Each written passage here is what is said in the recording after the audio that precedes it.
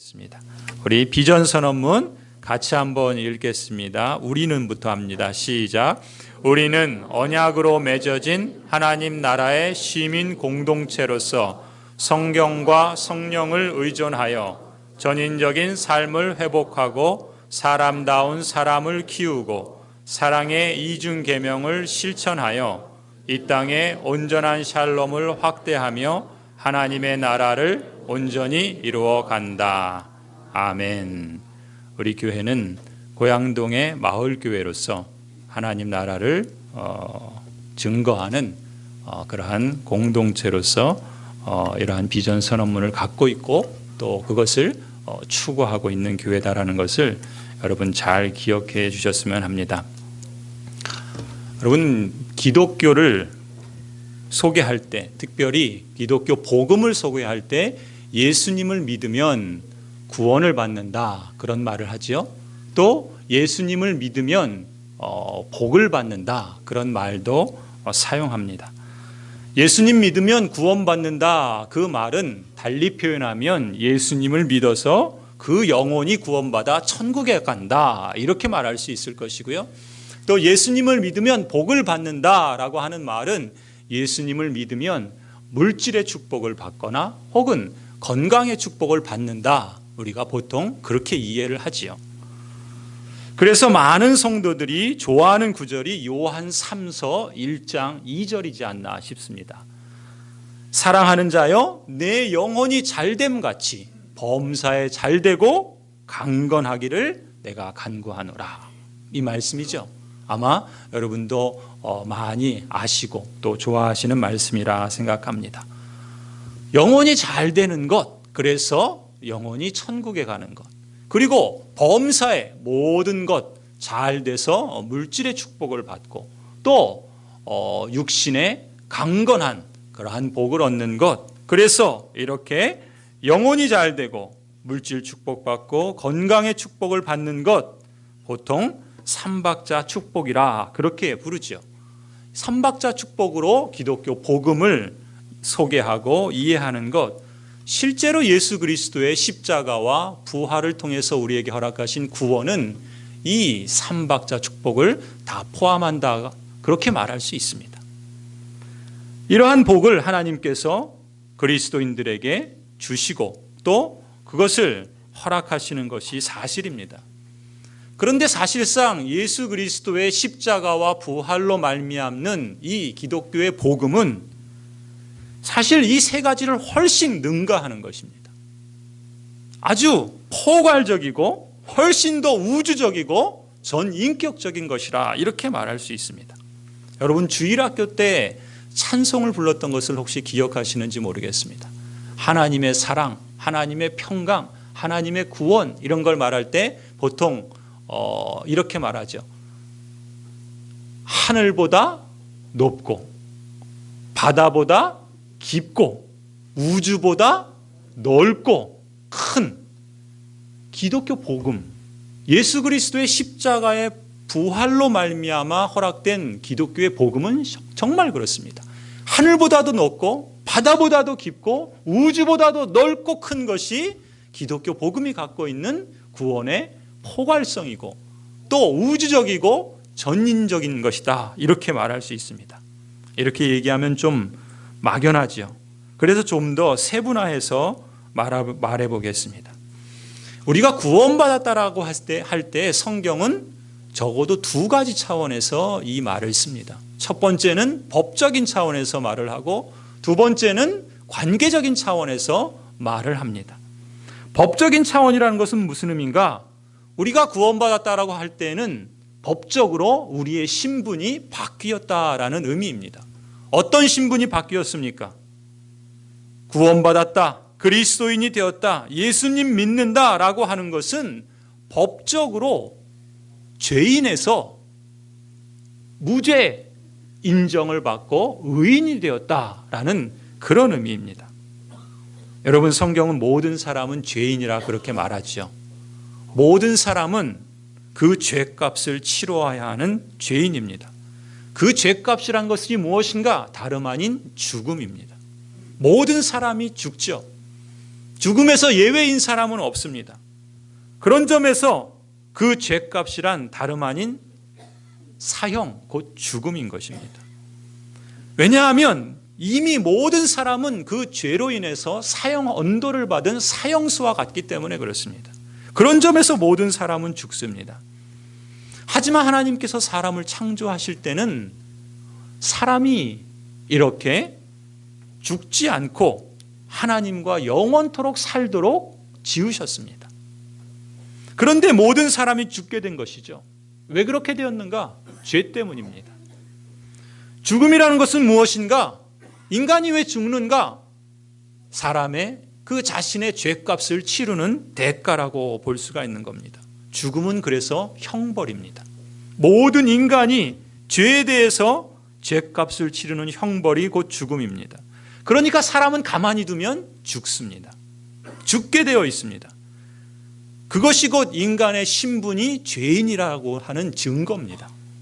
그리고 그 죽음은 바로 사형수로서 이제 그 형 집행이 이루어졌다라고 하는 증거입니다. 그것이 바로 죽음이라고 말할 수 있습니다. 그런데 이 죄인의 신분에서 무죄 선언을 받은 것이 바로 그리스도인이라는 것입니다. 그리스도인은 이 죽음이라고 하는 죄의 값, 그 형벌에 대해서 무죄 선언을 받은 사람이라는 것입니다. 구원받았다라는 말을 달리 표현하면 원래 사람은 사형수로 그 죄값에 대한 죽음으로 지불해야 하는 그런 존재인데 이제 그 죽어야 하는 신분에서 법적으로 완전히 해방되었다는 뜻입니다. 무죄 방면되어서 자유인이 되었다는 것이죠. 더 이상 죄에 대한 형벌을 지불하지 않아도 되는, 죽음을 맞이하지 않아도 되는 그런 존재가 되었다는 것입니다. 죄인에서 의인으로 신분이 바뀌었다는 말이 그 말입니다.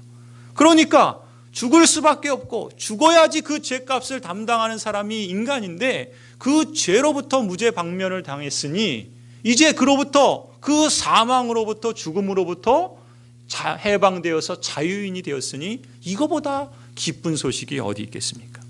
그래서 복음입니다. 여러분 한번 자신에게 물어보십시오. 여러분이 만일 예수 그리스도의 십자가와 부활을 믿고 받아들이셨다면, 그래서 예수 그리스도를 여러분의 인생의 주인으로, 주님으로 영접하셨다면 여러분은 법적으로 죄인이 아니라 의인이 된 줄로 믿으시기 바랍니다. 혹 그 사실이 아직 받아들여지지 않는 분이 계시다면 머지않아 받아들일 수 있기를 바랍니다.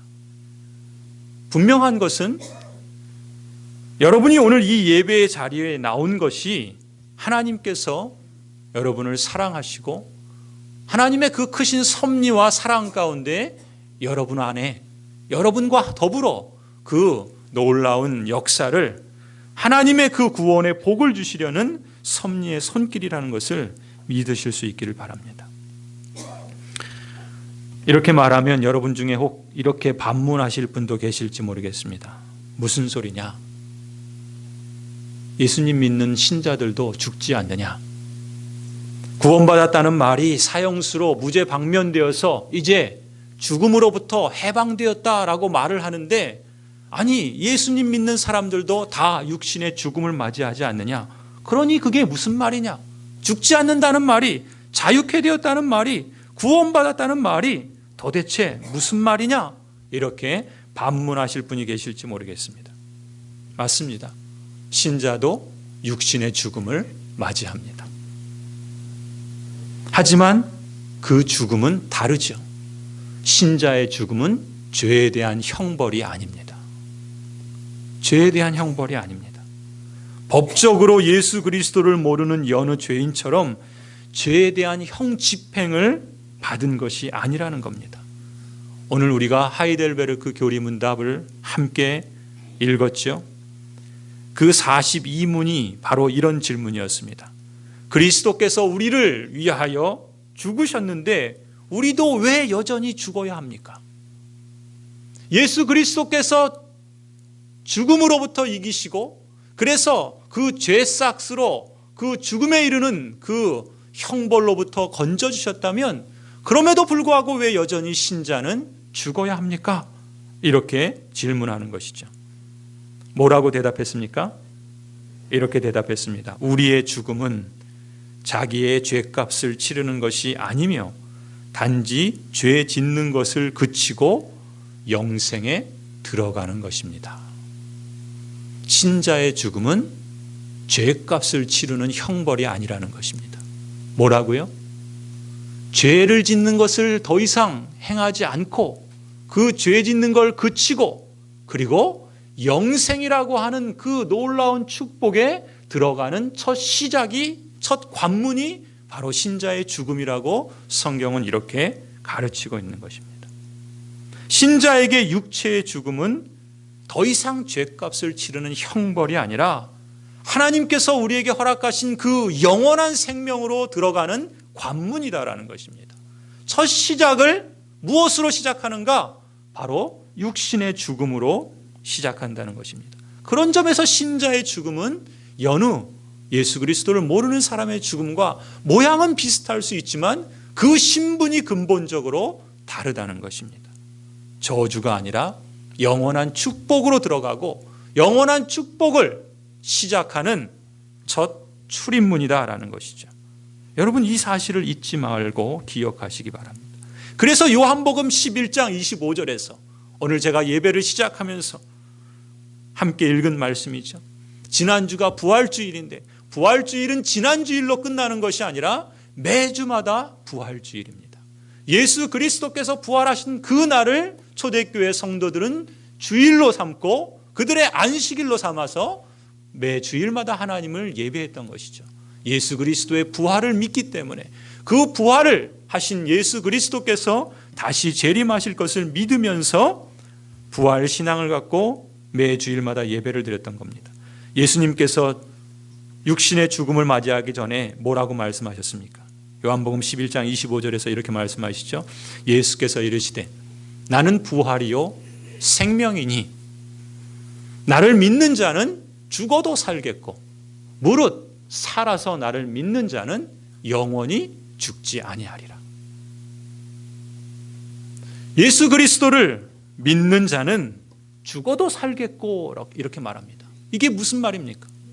예수 그리스도를 믿는 신자의 죽음은 그것이 여느 그리스도를 모르는 사람의 죽음과는 달리 영원한 생명으로 들어가는 관문이기 때문에 죄에 대한 형벌이 아니기 때문에 여전히 그 신자는 육신의 죽음을 맞이했을지라도 하나님의 품 안에서 살고 있다라는 것입니다. 그렇기 때문에 그 영원한 그 생명의 출발점이 되는 것이 바로 육신의 죽음인 것이죠. 그런 점에서 나를 믿는 자는 죽어도 살겠고 예수님이 친히 말씀하셨습니다. 무릇 살아서 나를 믿는 자는 어떻게 된다고요? 영원히 죽지 아니하리라. 육신은 죽지 않습니까? 그런데 어찌 예수님께서 이런 말을 하십니까? 무릇 살아서 예수 그리스도를 믿는 사람은 육신의 그 몸을 입고 있을 때도 살아갈 뿐만 아니라 비록 이 육신이 땅에 묻히고 그 영혼이 하나님 품에 안겼을 때에도 끊임없이 계속해서 하나님과 더불어 생명의 삶을 살아간다는 것이죠. 그래서 영원히 죽지 않는다 이렇게 말씀하셨던 겁니다. 예수님이 그리고 말씀하시죠. 이것을 너가 믿느냐? 이것을 너가 믿느냐? 그리스도인은 바로 이것을 믿는 사람입니다. 이 신앙을 갖고 있는 사람입니다. 그런 점에서 그리스도인을 두고서 구원받았다, 예수님을 믿는다 이렇게 말할 때는 법적으로 죄인에서 의인으로 그리고 죄의 형벌로부터 영원한 생명과 축복으로 옮겨진 그러한 사람인 것을 우리가 기억해야 할 줄로 믿습니다. 또 성경이 우리가 구원받았다라고 말할 때는 두 번째 관계적인 차원도 말을 합니다. 관계적인 차원이라는 것은 무엇인가? 관계가 변했다라는 것입니다. 예수님이 요한복음 10장 10절 우리가 오늘 읽은 본문 말씀에서 이렇게 말씀합니다. 내가 온 것은 양으로 생명을 얻게 하고 더 풍성히 얻게 하려는 것이다. 예수님이 이 땅에 오신 목적을 친히 이렇게 말씀하셨습니다. 양으로 생명을 얻게 하기 위해서 내가 왔다. 아니 그뿐만이 아니라 더 그 생명을 풍성히 얻게 하도록 하기 위해서 내가 이 땅에 왔다. 이렇게 말씀하십니다. 여러분, 매 주일 오후에 저와 우리 목사님들 그리고 우리 장로님들, 안수 집사님들이 비전 나눔 모임을 갖는 거 여러분 아시죠? 그 모임에서 저희가 책 한 권을 읽고 있습니다. 풍성한 삶의 기초라고 하는 책입니다. 그 책에 보면은 예수 그리스도 안에 있는 신자가 어떤 풍성한 복을 받았는지, 그리고 그 풍성한 복을 어떻게 누릴 수 있는지에 대해서 소상하게 소개하고 있습니다. 성경은 그리스도 안에 있는 풍성한 삶을 말할 때 그 풍성한 삶은 네 가지 관계에서 경험될 수 있다라고 가르칩니다. 1차적으로는 하나님과의 관계에서 복을 누릴 수 있고, 그리고 자기 자신과의 관계에서 복을 누릴 수 있으며, 그리고 공동체 안에서, 더 나아가서는 세상과의 관계 속에서 균형 잡힌 삶의 복을 누릴 수 있다라고 성경은 강조합니다. 여러분, 그림을 한번 보시겠습니다.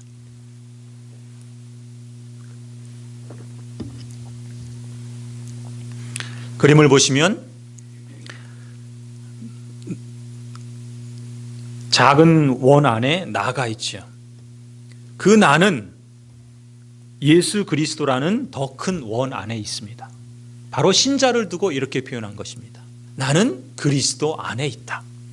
그리스도 안에 있는 사람, 즉 예수 그리스도를 믿어 구원받은 사람, 이 사람은 네 가지 관계의 변화가 일어날 수 있다는 것입니다. 아니, 일어나야 된다는 것이고 일어난다는 것입니다. 첫 번째는 위로 하나님과의 관계에서 변화가 있다라는 것입니다. 그리고 옆으로는 자기 자신과의 관계에서 변화가 있고, 다른 사람과의 관계에서 변화가 있고, 그리고 세상과의 관계에서 변화가 있다. 여러분, 예수 그리스도께서 내가 온 것은 양으로 생명을 얻게 하고 더 풍성히 얻게 하려는 것이다 라고 말씀하셨을 때는 예수님께서 우리에게 선사하고 싶은 삶의 모습이 있는 겁니다. 그 모습이 어떤 것인가? 바로 저 그림으로 대변되는 삶의 모습입니다.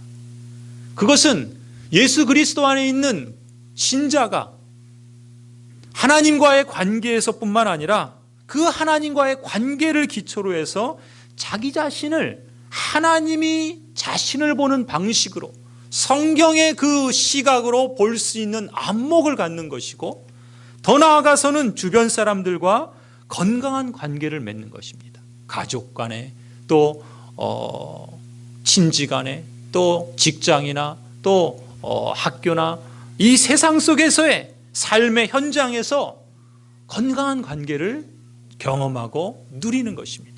더 나아가서는 자신이 처한 그 삶의 현장에서 하나님께서 그에게 주신 삶의 몫을 감당하면서 그 주신 복을 누리며 살아가는 것, 이렇게 균형 잡힌 의미 있는 삶을 살아가는 것, 이것이 예수 그리스도께서 그리스도인 신자에게 선사하고 싶으신 균형 잡힌 삶의 모습입니다. 하나님과의 관계에서도 평안과 기쁨을 누릴 줄 알고, 자기 자신을 세상의 기준으로 보지 않고 하나님이 나를 보는 그 시각으로 바르게 볼 줄 아는 안목을 갖고 자신을 기뻐하고, 가족 간에 또 친구 간에 주위에 있는 사람들과의 관계에서, 공동체 안에서 서로 건강한 관계, 조화로운 관계, 서로를 세워주고 격려하고 사랑하는 그러한 관계를 맺고 그 안에서 기쁨을 누리는 그러한 모습, 더 나아가서는 이 세상 속에서 이 고통과 아픔이 가득한, 이 불의와 부정의가 가득한 세상 속에서 하나님이 주시는 그 사랑을 경험한 자로서 사랑을 나누고 사랑을 실천하는 이러한 모습으로 건강한 삶의 모습을 이루어가며 의미 있는 삶을 사는 것, 이것이 예수 그리스도께서 우리에게 선사하고 싶은 삶의 모습입니다. 오늘 우리가 읽은 비전 선언문에서 우리의 교회가 이 땅에, 이 지역에 존재하는 궁극적인 목적을 우리는 이렇게 표현합니다. 우리 비전 선언문의 맨 마지막 문장이죠. 이 땅에서 온전한 샬롬을 확대해 나가고 하나님의 나라를 온전히 이루어가는 것입니다. 그것이 우리 교회가 이 땅에 있으면서 그것을 행하고자 하는 궁극적인 목표로 그렇게 삼고 있습니다. 그것이 구체적으로 어떻게 나타나야 하는가? 우리의 바람은 이것입니다. 예수 그리스도께서 의도하신 그 풍성한 삶이 우리의 육체적인 건강, 앞서 말씀드린 그 삼박자의 그 육체적인 건강을 포함할 뿐만 아니라 여러분 우리의 정신 건강과 또 우리의 영적인 건강에 있어서도 전인적인 삶의 회복을 이루어가는 것입니다.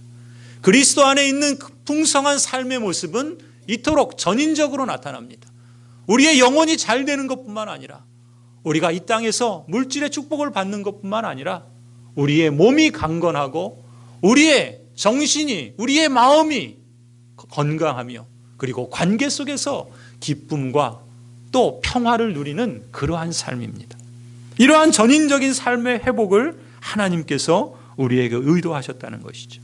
그래서 우리 교회가 이 공동체 안에 사랑이라고 하는 하나님께서 우리에게 베푸신 그 사랑에 우리가 반응함으로 그 사랑의 향기가 배어서 나올 수 있는, 예수 그리스도께서 우리를 용서하신 것처럼 그 용서의 향기가, 그 능력이 우리 안에서 짙게 배어나올 수 있길, 하나님께서 우리에게 온유하고 화평하고 또 우리에게 베푸신 그 하나님의 놀라우신 그 성품의 열매들이 우리 안에서 삶의 향기로 배어져 나오는 것을 우리는 추구하는 것입니다. 그래서 우리가 있는 이 지역사회에서, 이 공동체가 우리가 살아가는 삶의 현장에서 다양한 모습으로 사랑을 실천하고자 하는 것이죠. 교회 안에서 그리고 교회 밖으로 우리는 우리가 받은 그 사랑을 우리가 적든 크든 그 사랑을 실천함으로써 우리 교회가 궁극적으로 존재하는 온전한 샬롬, 그것을 우리가 맛보고 또 그것을 우리가 이제 우리 주변 사람들에게도 확산시켜 나가는 그러한 삶의 모습, 이것이 예수 그리스도께서 우리에게 의도하신 풍성한 삶이라 저는 그렇게 믿습니다. 성경은 우리가 예수 그리스도로 말미암아 구원받았다라고 했을 때 이처럼 법적으로 의인이 되었고 또 영원한 생명의 관문으로 들어갈 수 있으며 더 나아가서는 이제 관계적인 차원에서 또 삶의 모든 영역과 관계 속에서 참된 샬롬과 평강을 맛보고 누릴 수 있다, 이렇게 선언하고 있는 것입니다. 여러분, 이렇게 보면은 예수 그리스도께서 약속하신 그리스도 안에 있는 풍성한 삶은 앞서 말씀드린 삼박자 축복을 능가하는 것이죠. 영혼이 잘 되는 것, 물질 축복을 받는 것, 건강 축복을 받는 것을 훨씬 능가하는 총체적이고 포괄적인 삶의 평안이라고 말할 수 있습니다. 하지만 안타까운 건 뭡니까? 현실적으로 교회에 다니는 많은 사람들과 신자들이 기독교 복음이 약속하고 있는 그 축복을 충분히 그리고 풍성하게 누리고 있지 못하다는 것 아니겠습니까? 또 한편으로는 기독교 복음이 약속하는 축복을 단지 영혼이 잘 되고 범사의 물질 축복받고 또 건강의 축복을 받는 것 정도로 축소해서 이해함으로써 많은 성도들이 신앙생활을 하는 데 있어서 성경이 강조하는 그 구원의 포괄적이고 전인격적인 그러한 풍성함을 놓치고 관심받게 되는 그런 결과를 낳지 않나 싶습니다. 대표적인 것이 바로 이런 것이죠. 우리 신앙의 목표가 어디에 있습니까? 우리 신앙의 목표는 우리 자신의 인격과 성품의 문제에 있어야 한다는 것입니다. 성경은 누누이 우리가 어떠한 사람인가 그리고 어떠한 사람으로 살아야 하는가를 말씀하면서 우리의 인격과 성품을 이야기합니다. 더 나아가서 우리의 정신과 마음의 문제에 대해서도 성경은 말씀합니다. 인간에 대한 이해와 우리 마음의 문제, 우리 정신의 문제에 대해서도 성경은 말씀하고 있다는 것이죠. 그뿐만이 아닙니다. 성경은 교회뿐만 아니라 직장이나 사회에서 다른 사람과 건강한 관계를 맺는 법에 대해서, 이웃과 지역사회에서 이웃을 섬기고 지역사회와 더불어 살아가는 법에 대해서 강조하고 있죠. 더 나아가서는 대한민국 시민으로서 교양과 책임을 다하는 법에 대해서 기독교적인 소양과 실천이 무엇인가를 가르치고 있다 봅니다. 그런데 우리는 이러한 부분들에 대해서 놓치고 있고 또 신앙생활의 목표로 삼지 않는 그런 모습들이 있지 않나 싶습니다. 이런 것이죠. 앞서 말씀드린 풍성한 삶의 기초라는 책의 표현을 빌어서 말하자면 이런 겁니다. 많은 성도들이 기도를 드리고 예배를 드리고 교회 생활처럼 하나님과의 관계 맺는 데에는 익숙하지만 사람들과 관계를 맺는 데는 미숙한 거죠. 사랑하라는 말을 수없이 들었기 때문에 다른 사람을 사랑하는 척하지만 나를 싫어하는 사람, 아니 나를 묘하게 걸고 넘어지는 사람, 나를 계속 힘들게 하는 사람은 어떻게 사랑해야 하는지 모르는 것 아닙니까? 또 직업을 선택하고 돈을 버는 일, 하루 종일 대부분의 시간을 보내는 학교, 직장, 일터에서의 생활의 그 의미를 찾는데도 우리는 미숙하지 않습니까? 교회 오면 성경 이야기를 많이 듣기는 하지만 우리는 정작 많은 시간을 보내는 세상에서 어떻게 살아야 하는지에 대해서는 지혜나 경험이 부족하지 않습니까? 고양제일교회를 담임하는 목사로서 여러분을 향한 저의 바람이 있다면 이것입니다. 여러분 한 사람 한 사람이 이 고양제일교회에서 신앙생활함으로써 성경이 가르치는 바대로 그리스도 안에서 풍성한 삶의 면모들을 여러분이 실질적으로 그리고 다양하게 알아가고 배워가고 또 체험하는 것입니다. 그리스도 안에서 풍성한 삶의 다양한 면모들을 영혼이 잘되고 또 물질 축복받고 또 건강의 복 받는 것, 그 이상으로 성경에서 우리에게 말하는 우리 삶의 전체에 관해서 포괄적으로 전인격적으로 약속하고 또 말씀하시는 그 하나님 나라의 그 복음에 기초한 균형 잡힌 삶, 그 삶의 토대들을 여러분이 바로 세우고 또 이 공동체 안에서 그것을 실천하고 또 그것을 함께 맛보고 또 그것을 이 지역사회에서 이루어 감으로써 하나님께서 의도하신 이 구원의 이 풍성함이 막연하고 그저 뜬구름 잡는 이야기가 아니라 여러분의 삶의 실제 속에서 현실 속에서 경험되고 여러분이 살아가는 삶의 현실마다 그것을 체험할 수 있는 그런 모습, 여러분이 그런 신앙의 목표를 갖고 그렇게 신앙의 경주에 가시기를 보는 것이 저의 바람입니다. 앞으로 저와 목회자들은 지금까지도 그렇지만 앞으로도 계속해서 여러분이 그런 신앙생활을 할 수 있도록 필요한 도움을 드리기 위해서 사역과 훈련들을 계획하고 진행할 것입니다. 여러분께서 이 모든 사역과 훈련들에 다 참여할 수는 없지만 그러나 여러분의 신앙의 목표에서 단지 내 영혼이 구원받는 것 그리고 내가 물질 축복받고 건강 축복받는 것 이외에 여러분의 인격과 성품에 있어서 여러분이 살아가는 그 삶의 그 자리에서 사람들과 관계 맺는 것에 대해서 그리고 여러분이 그리스도의 사람이라는 것을 여러분의 학교나 직장이나 일터 속에서 어떻게 표현해 나가는지 그것을 여러분의 신앙의 목표로 삼을 수 있기를 바랍니다. 그리고 여러분이 함께 더불어 살아가는 이 지역사회와 이 나라에서 내가 기독 시민으로서 그리고 하나님 나라의 백성으로서 어떻게 하나님께 응답하면서 사는 것이 하나님이 기뻐하는 것이고 그리고 그것이 나에게 예수 그리스도 안에서 사는 그 균형 잡힌 삶을 누리는 것이며 더불어서 예수 그리스도께서 우리에게 베푸신 그 구원을 함께 나누며 라다의 사명을 이루어가는 것인가, 그것을 여러분의 신앙의 목표로 삼을 수 있기를 바랍니다. 아울러 우리 교회의 여러 지도자들 또 여러 기관들 여러 부서들 또 사역팀을 섬기는 재직들 그리고 모든 성도들이 우리 교회가 이 땅에 있어야 될 그 궁극적인 목표를 분명히 하고 그리고 그러한 사역을 각기 다양한 은사와 방법과 협력과 기도와 또 말씀을 통해서 함께 협력해가고 이루어갈 수 있기를 기원합니다. 하나님께서 고양제일교회를 통해서 하나님 나라의 복음을 증거하는 그러한 충성된 교회라고 하는 그러한 칭찬을 받는 그런 은혜가 있기를 주님의 이름으로 간절히 축원합니다.